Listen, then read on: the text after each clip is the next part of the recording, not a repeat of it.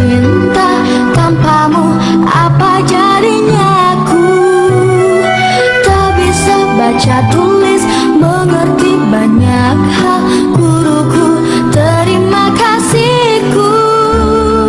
Nyatanya diriku kadang buatku marah, namun segala maaf kau berikan.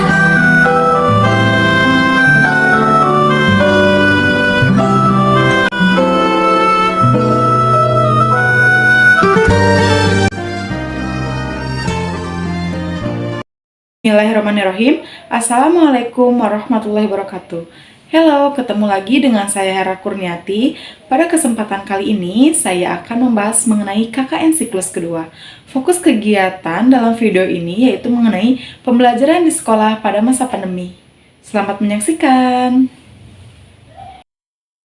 Deskripsi perencanaan yang saya lakukan yaitu yang pertama ada merencanakan sasaran, di mana saya menentukan SDN Gajah Karamat dan SDN Pementasan 1 sebagai sumber observasi yang saya lakukan. Yang kedua, saya melaksanakan wawancara, lalu membantu ibu guru yang ada di sekolah untuk menilai hasil tugas siswa. Kemudian saya memberikan sebuah pembelajaran interaktif melalui link YouTube kepada guru kelas 5 untuk ditonton, seperti itu. Selanjutnya ada penyusunan laporan hasil wawancara dan hasil observasi. Ketika data-data sudah terkumpul, tentunya saya membuat suatu laporan. Dan tidak lupa juga saya membuat suatu video untuk sebagai hasil dokumentasi.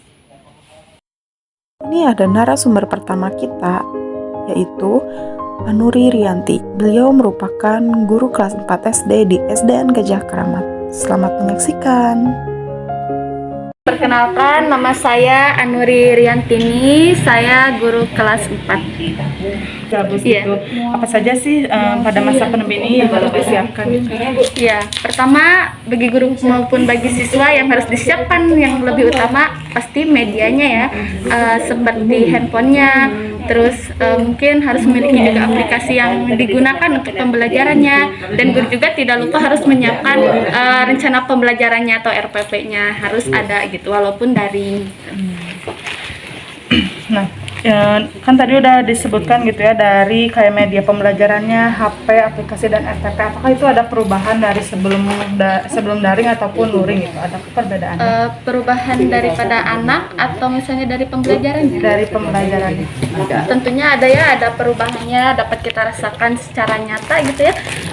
Dulu dari pembelajaran kita kan tatap muka gitu ya, PTM, kita belajar langsung, dapat mengetahui kemampuan anak, baik itu ya pengetahuannya, sikapnya langsung. Tapi kalau daring mungkin kita tidak terlalu tahu gitu ya pengetahuan anaknya, sikapnya juga. Kadang walaupun tahu ya bisa dari temannya gitu ya. Guru, gimana sih taktik ibu agar pembelajaran itu tetap berjalan dengan baik?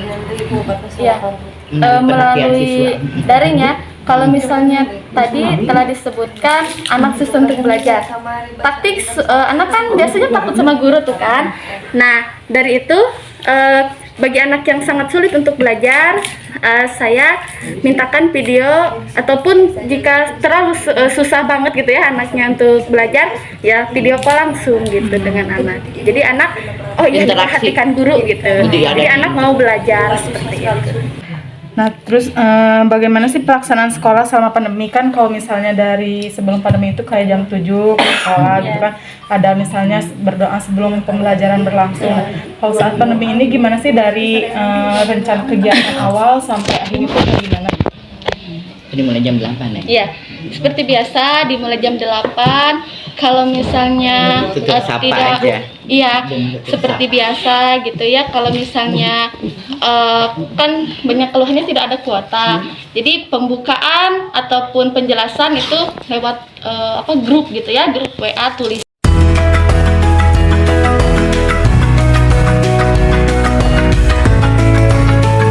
Kalau misalnya dari prestasi nih, prestasinya mungkin menurun atau misalnya ada peningkatan? Jelas sekali ya, untuk menurun gitu ya, menurun. Soalnya ya bagaimana, guru merasa kurang maksimal juga, siswa menerima pelajaran media yang pertama, handphonenya, kuotanya juga Terus misalnya jika penjelasan menggunakan media pembelajaran seperti alat peraga dan lain sebagainya di sekolah kan tersedia, jadi tinggal menggunakannya. Ataupun jika misalnya alat peraganya tidak ada misalnya, bisa mengirimkan medianya lewat YouTube gitu ya, di-share video itu bisa. Jadi itu lebih memudahkan anak. Kendala apa aja sih yang Ibu rasakan saat pembelajaran ini? Saat daring gitu ya. Banyaknya kendalanya dalam penilaian, paling utama sulit untuk menilai anak baik ini.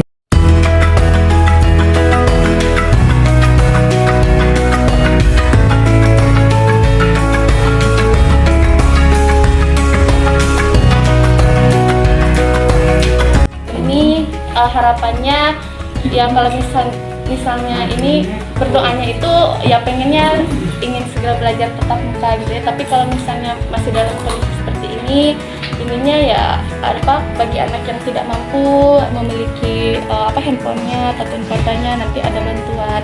Begitupun bagi gurunya ya, tidak semua guru gitu ya, termasuk saya tersedia terus kuota banyak. Kedua, ada narasumber kita yang bernama Ibu Gilang. Beliau merupakan guru kelas 4 SD di SDN Pamentasan 1. Selamat menyaksikan. Sebelumnya nama saya adalah Gilang Kalina Lamanda. Saya mengajar di kelas 4. Sekolah mungkin lagi masa pandemi seperti ini, tapi pembelajaran harus tetap dilaksanakan. Gimana sih keluh kesah Ibu sebagai guru pembelajaran saat pandemi ini? Gimana? Versi saya. Ya. Kalau keluh kesahnya itu mungkin susah gitu. Meskipun kita beberapa kali menghubungi, Bu, Tacan siap, atau Bu, Tacan siap. Nah, justru kedisiplinan atau kesiapan anak ketika masa pandemi dengan tatap muka itu berbeda gitu. Kalau saya tatap muka kan sudah memang siap-siap bawa gitu ya, mentalnya udah ada di sekolah. Nah, beda dengan hal yang pandemi. Jadi kita harus terus secara kontinu mengingatkan mereka gitu, atau baju seragam, kemudian siapkan buku dan segala macam. Nah, adakah perubahan dalam penyusunan kurikulum atau dalam penyusunan RPP? Adakah perubahan dalam penyusunan tersebut? Kalau penyusunan secara administratif sih tidak ada.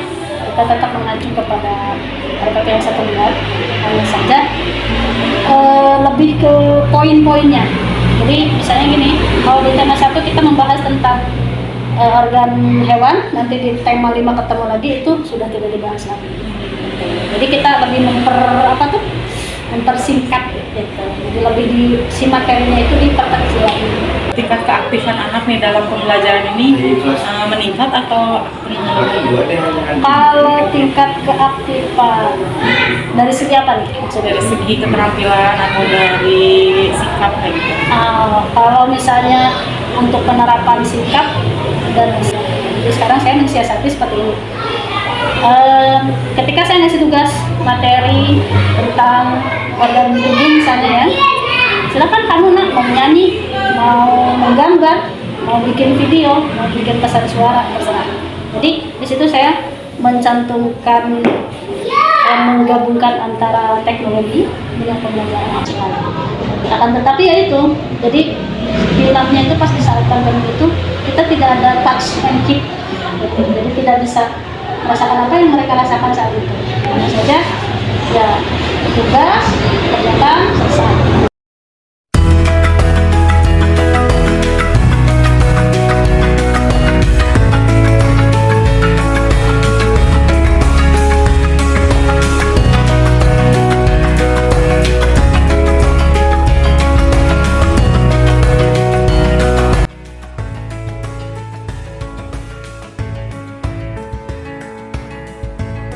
Siasati tadi tugas tersebut tidak dikerjakan oleh orang tua, saya juga ada sesi tanya jawab. Jadi istilahnya mereka dadak lah. Gitu. Beres materi, paham ke anak-anak apa itu mau dijelaskan ke ibu bisa sok atau harapannya sih ya kedepannya ya pandemi cepat selesai.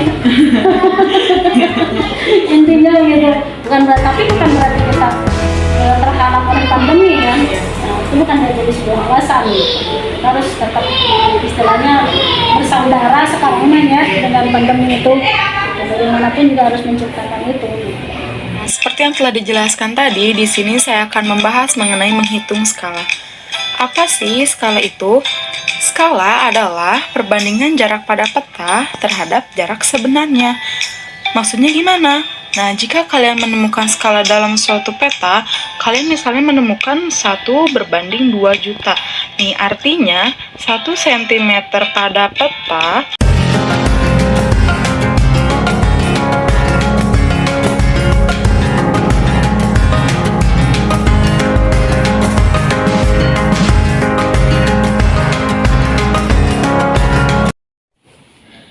Kesimpulan dari siklus KKN kedua ini yaitu yang pertama mengenai penyusunan rencana belajar itu masih tetap, tetapi dalam penyampaian materi itu lebih diperkecil cakupan materinya. Yang kedua, tingkat keaktifan anak pada masa pandemi ini tentunya menurun. Yang ketiga, ada harapan yang diinginkan guru SDN Pamentasan maupun SDN Gajah Karamat, yaitu pandemi ini cepat berakhir atau bisa sekolah bertatap muka. Dan juga ada jika sekolah tatap muka belum memungkinkan, diharapkan ada bantuan kuota kembali, seperti itu. Cukup sekian laporan KKN siklus 2 yang saya sampaikan. Mohon maaf bila banyak kesalahan dan kekurangan. Wassalamualaikum warahmatullahi wabarakatuh. Bye.